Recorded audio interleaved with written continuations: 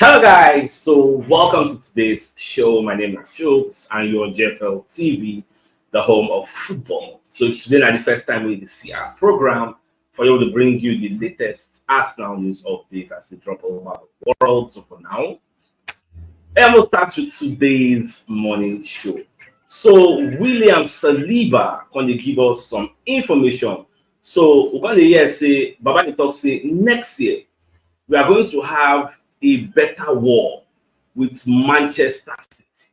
That's what Saliba is saying because I stumbled upon those reports in this morning where Baba they talk all those good things. They say next year we're going to have an even better war with Manchester City. And William Saliba sends a strong title message to the likes of Manchester City.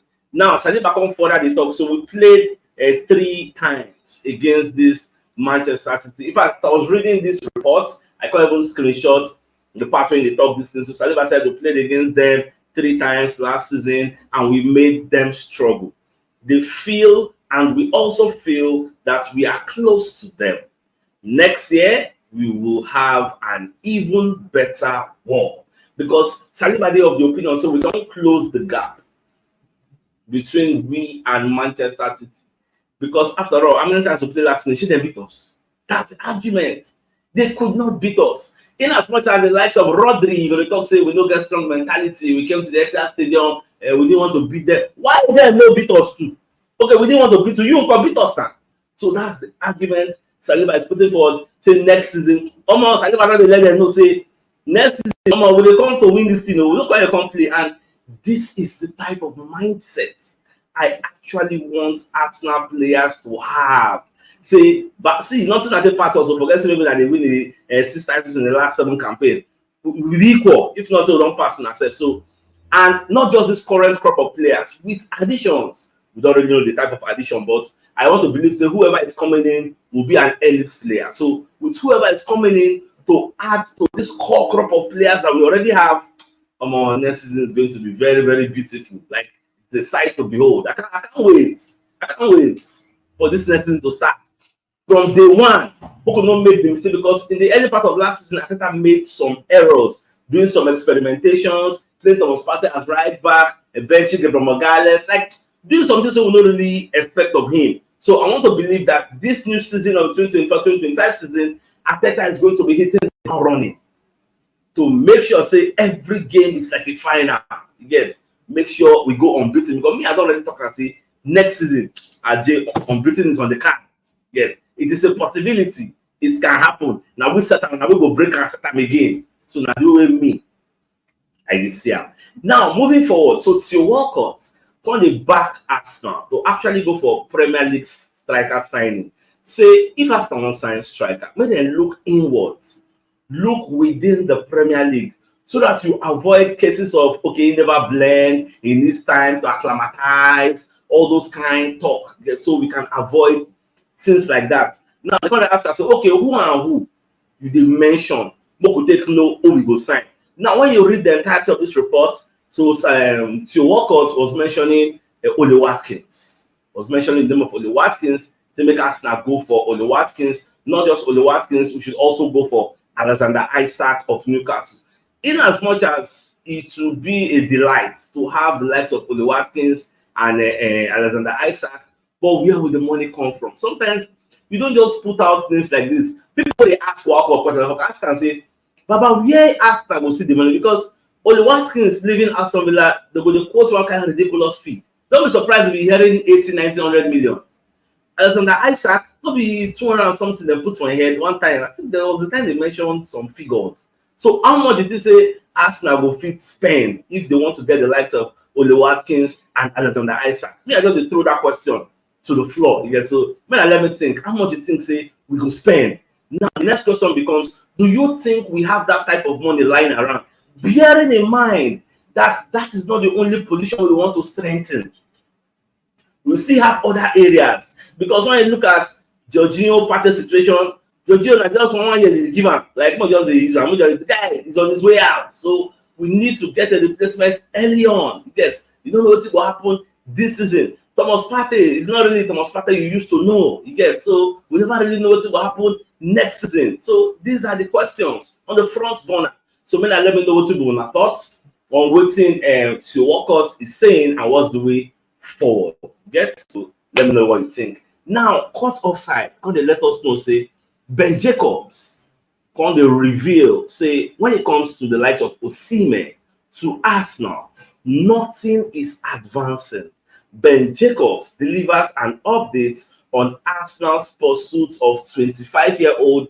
The 25-year-old that they talk about is no other than Victor Osimhen. So Ben Jacobs is saying, for now, nothing is advancing because of the price tag on Osimhen, 130 million euros, which is equivalent to 110 million pounds. So for now, nothing is happening there. You get all eyes, all road leads to Benjamin Cesko because apart from his potential, he is very cheap compared to the likes of Osimhen. So and Alexander Isak. Yeah, so that's why after the reason the guy sacked was just the watch. You got time still plenty for many things to come change. You get so much of the see. Even Fabrizio Romano second talk say Kylian Tierney will love to return to Celtic because he won't play there. And Celtic now, they just win their own league now. So Celtic said they're very good. But I said just want to return to his hometown. I know that kind of thing now. May just go back to Scotland since they don't really need that for La Liga. Arsenal don't need that for Premier League. I don't know why Premier League clubs are not even lining up to sign Kylian Tierney, who was once a word for Arsenal. Like it's coming to me as a surprise. I'm sticking on this Kylian Tierney story. Even Chris Sutton will be one of the pundits out there. Come after the talk say Arsenal star is going to be too expensive for his former club. And the Arsenal star he's talking about is Kylian Tierney. Say yes, there is this news that Kylian Tierney wants to return to Celtic, but Celtic does not have that financial capability to actually sign him. Now, not just Kylian Tierney, even Crystal Palace player Edson Odward, he wants to return to Celtic, but Celtic they don't really have that financial clout to get these two players. Now, Chris Sutton when they move forward, when they explain, say the only way this deal is going to happen is if Arsenal gives Celtic some kind of financial leeway, probably telling Kylian Tierney to go there on loan with an obligation to buy, or not really option because Arsenal want to do away with the player and generate some funds. So if they say make Celtic buy the guy outrightly, you know go feel work because Celtic are not at that type of financial place where they spend with reckless abandon. Like the possibility is not there. So I don't know how this issue will go because clearly Tierney is not part of Arteta's plans. Because how do you have a Kylian Tierney and you are still going around looking for left back? Obviously, it shows you say we know they see him as part of our future. It's not there, even though he still get Arsenal contract. So more just to watch out everything will unfold as things they go. Now moving on. So the Mirror when they let us know say Arsenal have been told how much Aston Villa wants for Douglas Luiz transfer as the deadline actually approaches. Now, when you read the entirety of these reports put out by the Mirror, they explain to us say Aston Villa actually need 50 million pounds. When I saw that report, it came to me as a shock. Like, why would Aston Villa be requesting for 50 million pounds for Douglas Luiz? It is looking like, for me, they believable. Like me, I dey expect like a kind of figure where Arsenal will shout, what's happened? Do you really think, in all honesty, that Unai Emery will sanction a move for Douglas Luiz to leave for 50 million? It's too cheap. The way me I think again, based on how the markets they move go, they go gaga. Again, so but this is what we say the Mirror they talk about. More just the wait, more could they watch and see how they go. Now, this same reports by the Mirror, I actually screenshot this portion of this report where they kind of explain what Unai Emery think. Now, let's start from the beginning. They say Emery, who recently signed a new long-term deal with the club, said back in January. This is what he said back in January. We are trying to keep to financial fair play while holding on to the best players in our squad. But of course, we are not closed off to selling someone if a very good offer comes in, and it gives us the possibility to improve our FFP position. We are going to this is the second paragraph. We are going to work with